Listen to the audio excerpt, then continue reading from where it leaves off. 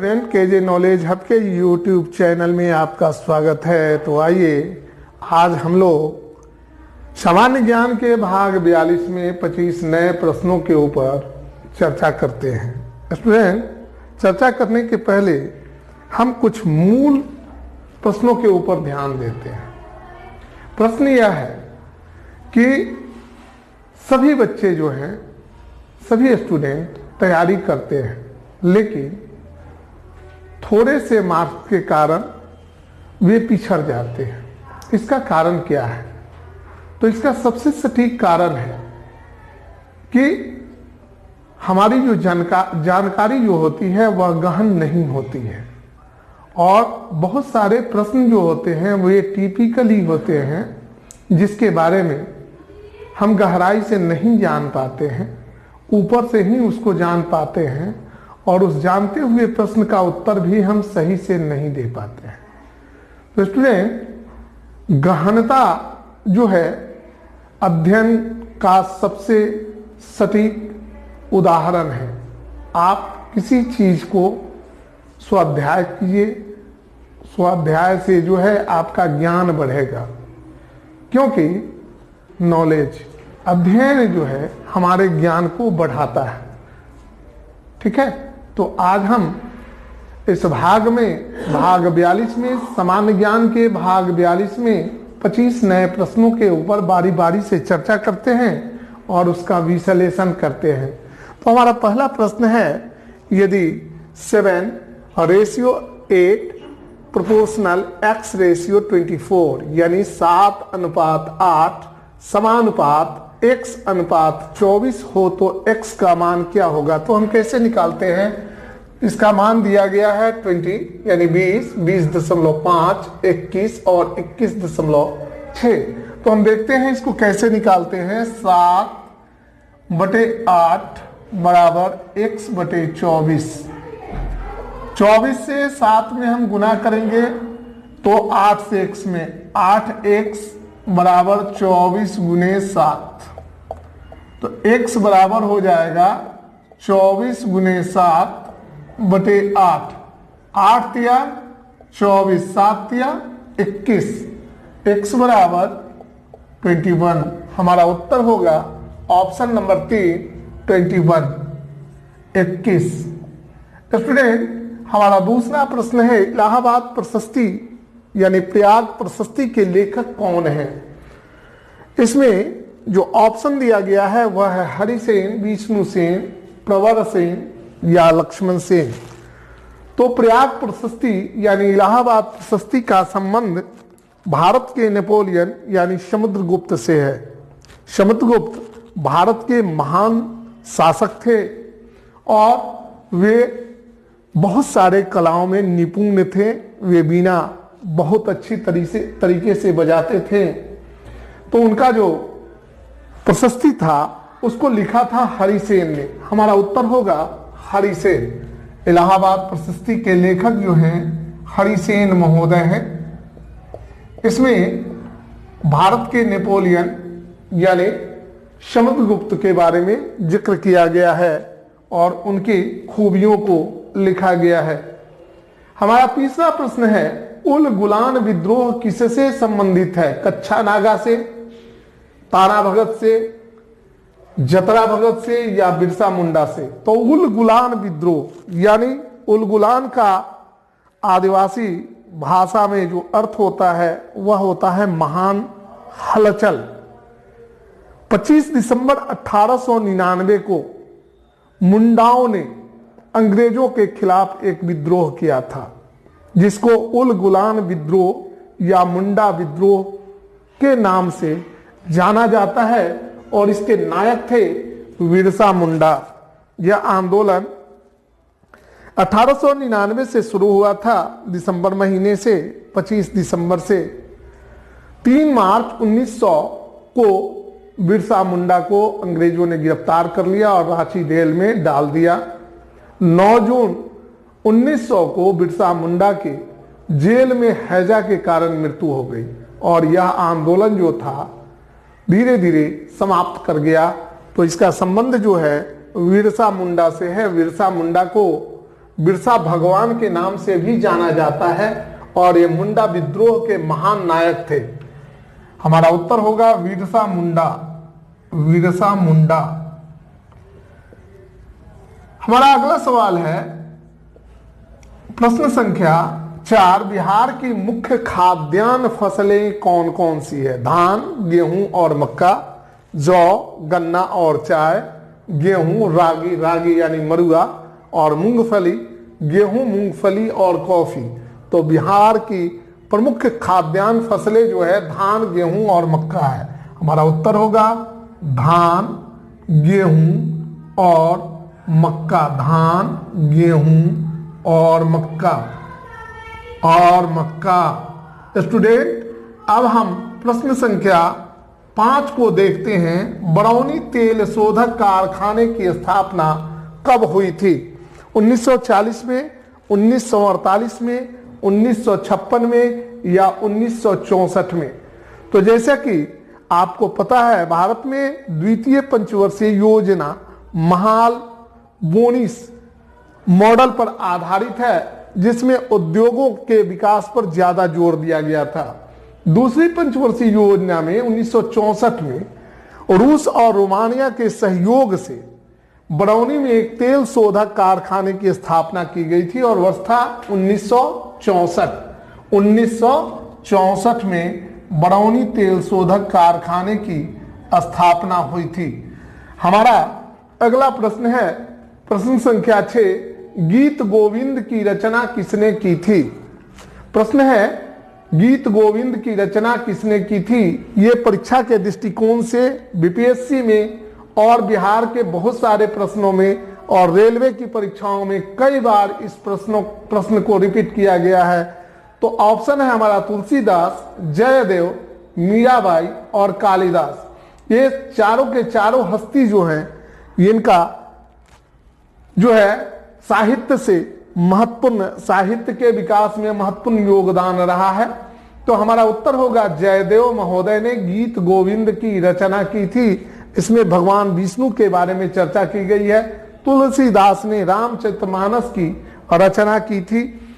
मीराबाई ने भी कृष्ण के बारे में बहुत सारे चौपाइयां लिखी हैं और कालिदास को भारत का शेक्सपियर कहा जाता है और इनकी प्रमुख कृति जो है अभिज्ञान शाकुंतलम है। तो हमारा उत्तर होगा जयदेव। जयदेव ने गीत गोविंद की रचना की थी। स्टूडेंट अब हम लोग प्रश्न संख्या 7 को देखते हैं। पक्षियों का अध्ययन जीव विज्ञान की किस शाखा के अंतर्गत किया जाता है? पक्षी यानी birds. Gastrology, oncology, anthropology, ornithology. तो गैस्ट्रोलॉजी के अंतर्गत हम डाइजेस्टिव सिस्टम के बारे में अध्ययन करते हैं। ऑन्कोलॉजी के अंतर्गत हम कैंसर के बारे में अध्ययन करते हैं। एंथ्रोपोलॉजी के अंतर्गत हम मानव विज्ञान यानी नृविज्ञान के बारे में, मानव के विकास के बारे में अध्ययन करते हैं। और ऑर्निथोलॉजी के अंतर्गत हम पक्षियों के बारे में अध्ययन करते हैं। भारत के महान पक्षी वैज्ञानिक डॉक्टर सलीम अली थे, ऑर्निथोलॉजिस्ट थे। तो हमारा उत्तर होगा ऑर्निथोलॉजिस्ट, ऑर्निथोलॉजी, ऑर्निथोलॉजी। तो स्टूडेंट अब हम लोग प्रश्न संख्या 8 को देखते हैं। हमारा प्रश्न संख्या 8 क्या है? ऑर्निथोलॉजी। प्रश्न संख्या 8,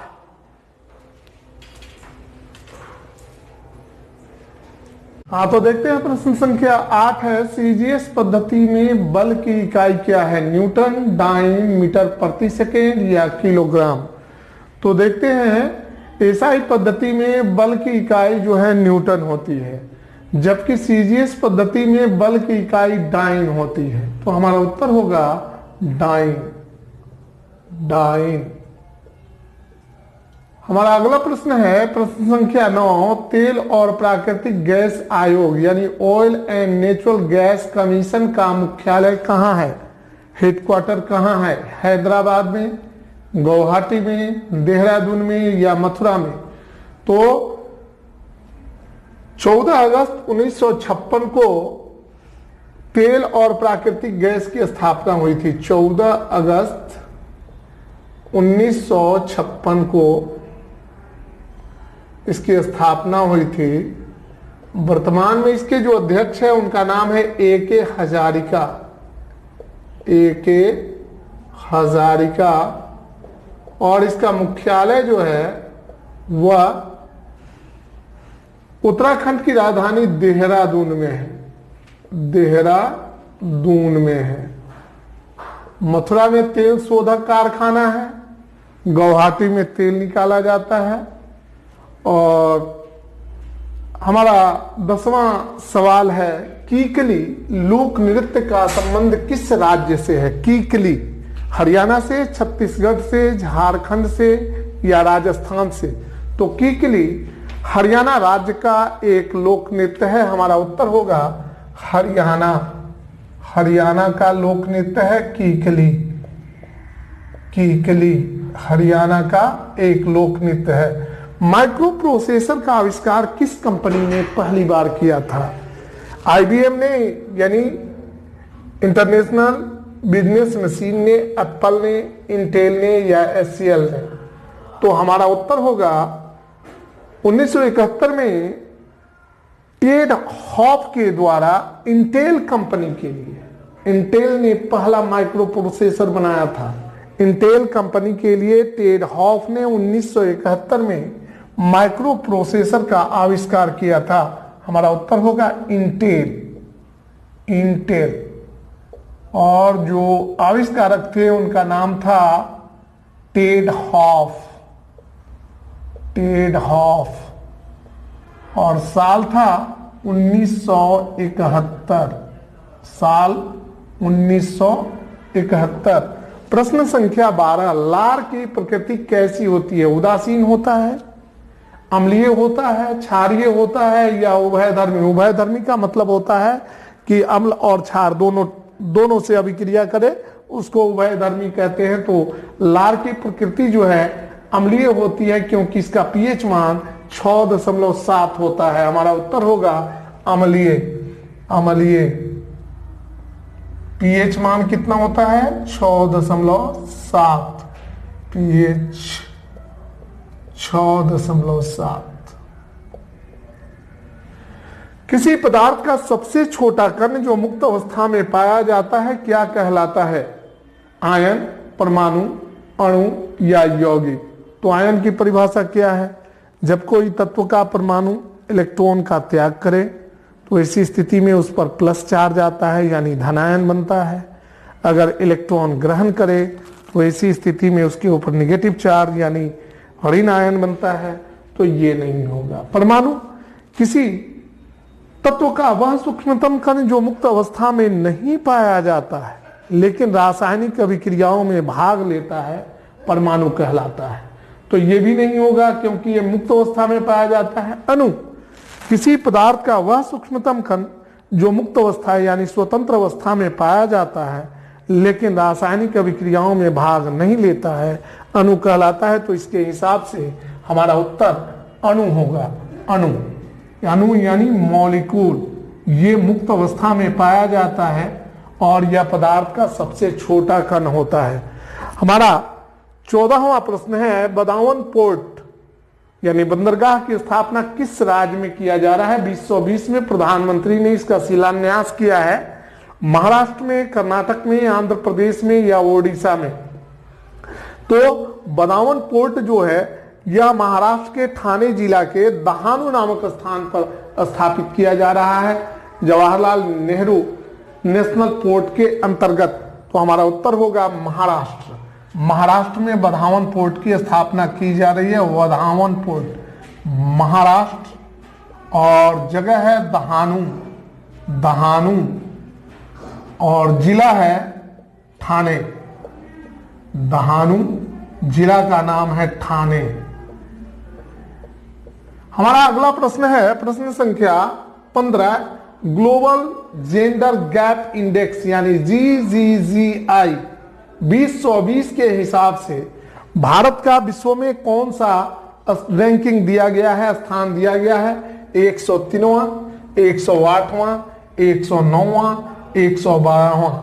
तो GGGI यानी ग्लोबल जेंडर गैप इंडेक्स 2024 के हिसाब से भारत को विश्व में 112वां स्थान दिया गया है। 112वां, ये करंट अफेयर्स का सवाल है स्टूडेंट। 112वां। हमारा अगला प्रश्न है, केनान शब्द का संबंध किस खेल से है? हॉकी से, गोल्फ से, बिलियर्ड से, स्नूकर से। केनान एक शब्द है, इसका संबंध जो है विलियर्ड से है। किससे है? विलियर्ड से। हमारा उत्तर होगा विलियर्ड्स। विलियर्ड्स। प्रश्न संख्या 18, सांख्य दर्शन का प्रतिपादक कौन थे? किसने सांख्य दर्शन का प्रतिपादन किया था? कपिल मुनि ने, जैमिनी ने, कनाद ने या गौतम ने? तो गौतम ने न्याय दर्शन का प्रतिपादन किया था स्टूडेंट। कनाद ने वैशेषिक दर्शन का प्रतिपादन किया था। जैमिनी ने, इन्हें कनाद को परमाणुवाद का जनक भी कहा जाता है। जैमिनी ने मीमांसा दर्शन का प्रतिपादन किया था, जबकि कपिल मुनि ने सांख्य दर्शन का प्रतिपादन किया था। तो हमारा उत्तर होगा महर्षि कपिल या कपिल मुनि। महर्षि कपिल, महर्षि कपिल। हमारा अगला सवाल है प्रश्न संख्या 19, विश्व दूर संचार दिवस कब मनाया जाता है? 8 मार्च को, 17 मई को, 21 मई को, 5 जून को। तो 5 जून को विश्व पर्यावरण दिवस मनाया जाता है। 21 मई को भारत में आतंकवाद विरोधी दिवस के रूप में मनाया जाता है। 8 मार्च को विश्व महिला दिवस के रूप में मनाया जाता है, जबकि 17 मई को विश्व दूर संचार दिवस यानी वर्ल्ड टेलीकॉम डे के रूप में मनाया जाता है। तो हमारा उत्तर होगा 17 मई। तो स्टूडेंट अब हम लोग प्रश्न संख्या 18 को देखते हैं। हमारा प्रश्न संख्या 18 क्या है उसके बारे में अब हम लोग जानकारी प्राप्त करेंगे। हम बारी बारी से आपके समक्ष जो है इन प्रश्नों के विश्लेषण लगातार दे रहे हैं, लगातार विश्लेषण कर रहे हैं। तो हमारा प्रश्न संख्या 18 है। प्रश्न संख्या 19, कौन सा रंग सौर विकिरण का सबसे अच्छा अवशोषक है? सफेद, काला, लाल या हरा? तो आप जानते हैं सौर विकिरण का सबसे अच्छा अवशोषक रंग है काला। काला रंग जो है सौर विकिरण को अच्छी तरह से अवशोषित करता है, इसलिए काले चीजें जो है गर्मी के दिनों में नहीं पहनी जाती है। काले चीजों का प्रयोग गर्मी के दिनों में नहीं किया जाता है, जबकि सफेद कपड़े का हम प्रयोग करते हैं। तो हमारा उत्तर होगा काला यानी ब्लैक। ब्लैक कलर जो होता है यह सबसे अच्छा अवशोषक होता है, जबकि सफेद जो होता है सबसे अच्छा परावर्तक होता है। अगला सवाल है प्रश्न संख्या 20, कोल गैस मिश्रण है हाइड्रोजन का, मीथेन का, कार्बन मोनोऑक्साइड का, उपरोक्त सभी का। तो देखते हैं कोल गैस में 54% हाइड्रोजन होता है, 54%, 35% मीथेन होता है, CH4, और कार्बन मोनोऑक्साइड यानी CO जो होता है ये 11% होता है। तो इन सभी का मिश्रण है कोल गैस। तो हमारा उत्तर होगा उपरोक्त सभी। आंसर क्या होगा? उपरोक्त सभी, यानी जितनी भी चीजें हैं वे सभी कोल गैस के मिश्रण हैं, उपरोक्त सभी। हमारा अगला प्रश्न है स्टूडेंट, प्रश्न संख्या 21 है, मूत्र का रंग पीला किसके कारण होता है? यूरोक्रोम के कारण, ज़ैंथोफिल के कारण, कोलेस्ट्रॉल के कारण या पित्त के कारण? तो पित्त जो है यह हमारे यकृत में बनता है और इसका रंग हरा होता है। कोलेस्ट्रॉल जो है हम जो तेल घी वगैरह जो खाते हैं वह ब्लड में कोलेस्ट्रॉल होता है। ज़ैंथोफिल जो है इसके कारण फूलों में रंग जो कलरफुल रंग होते हैं पीला वगैरह ये रंग आता है, और यूरोक्रोम के कारण जो है हमारे पेशाब का, मूत्र का, यूरिन का कलर जो होता है पीला होता है। तो हमारा उत्तर होगा यूरोक्रोम। स्टूडेंट अब हम लोग प्रश्न संख्या 22 को देखते हैं। प्रश्न संख्या 22 है हॉर्मुज जल संधि यानी हॉर्मुज स्ट्रेट किन दो देशों को अलग करता है? बहरीन और कतर को, ईरान और ओमान को, इराक और ईरान को, इनमें से कोई नहीं। तो हॉर्मुज स्ट्रेट जो है यह इसके एक ओर ईरान की खाड़ी है यानी फारस की खाड़ी है और दूसरी ओर ओमान की खाड़ी है। इसका कुछ भाग जो है यूएई से भी मिलता है, लेकिन हमारा उत्तर होगा ईरान और ओमान। ईरान और ओमान, ईरान और ओमान के बीच जो है हॉर्मुज जल संधि है, ईरान और ओमान।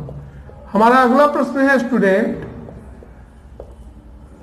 प्रश्न संख्या 23, हैंसन रोग का संबंध किससे है? हैंसन एक बीमारी है, इसका संबंध किससे है? कुष्ठ से यानी लेप्रोसी से, मृगी से, टीबी या मलेरिया से? तो मलेरिया जो है प्रोटोजोआ से, प्लाज्मोडियम बाइवेक्स, प्रोटोजोआ प्लाज्मोडियम बाइवेक्स के कारण होता है, ये मच्छर के कारण फैलता है। टीबी रोग जो है माइक्रोबैक्टीरियम ट्यूबरक्लोसिस के कारण होता है।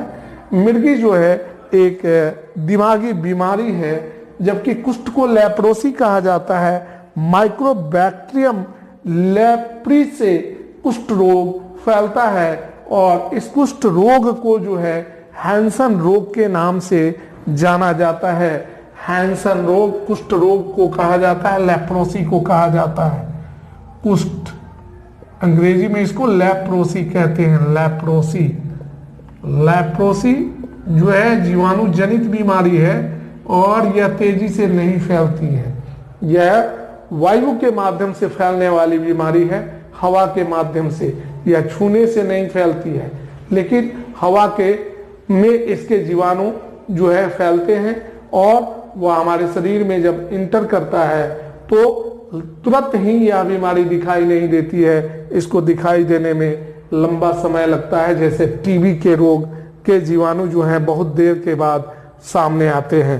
हमारा 24 नंबर प्रश्न है, एक समतल दर्पण की वक्रता त्रिज्या कितनी होगी? 0, ऋणात्मक, परिमित या अनंत? तो एक समतल दर्पण की वक्रता त्रिज्या जो है वह अनंत होती है। हमारा उत्तर होगा अनंत, अनंत। प्रश्न संख्या 25 है, यदि x प्लस वाई बराबर 5 और x cube plus y cube बराबर 35 तो एक्स वाई का मान क्या होगा? 7, 4, 1 या 6? तो देखते हैं इसका सॉल्यूशन निकालते हैं। x प्लस वाई का होल क्यूब इक्वल होता है x cube plus y cube plus 3xy x plus y. हम आगे इसको देखते हैं तो इसको इंटर करते हैं तो x, तो इसकी जगह पर x प्लस वाई का होल क्यूब बराबर 5 का क्यूब हो जाएगा, 5 का क्यूब।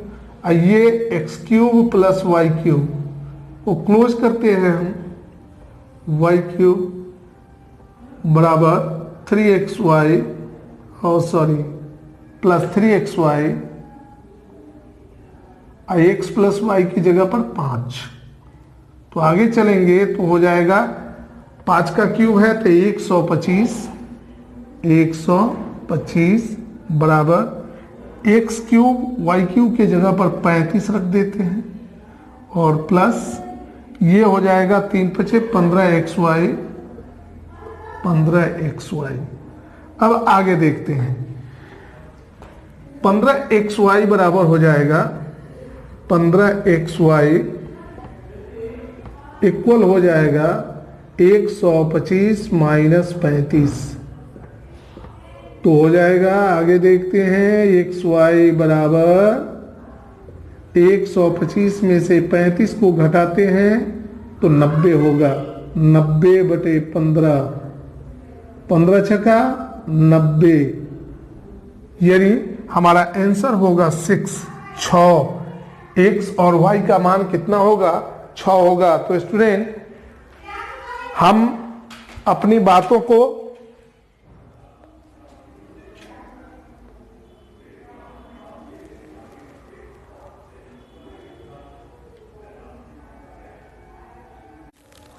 तो स्टूडेंट, हमने आपके समक्ष 25 प्रश्नों को प्रस्तुत किया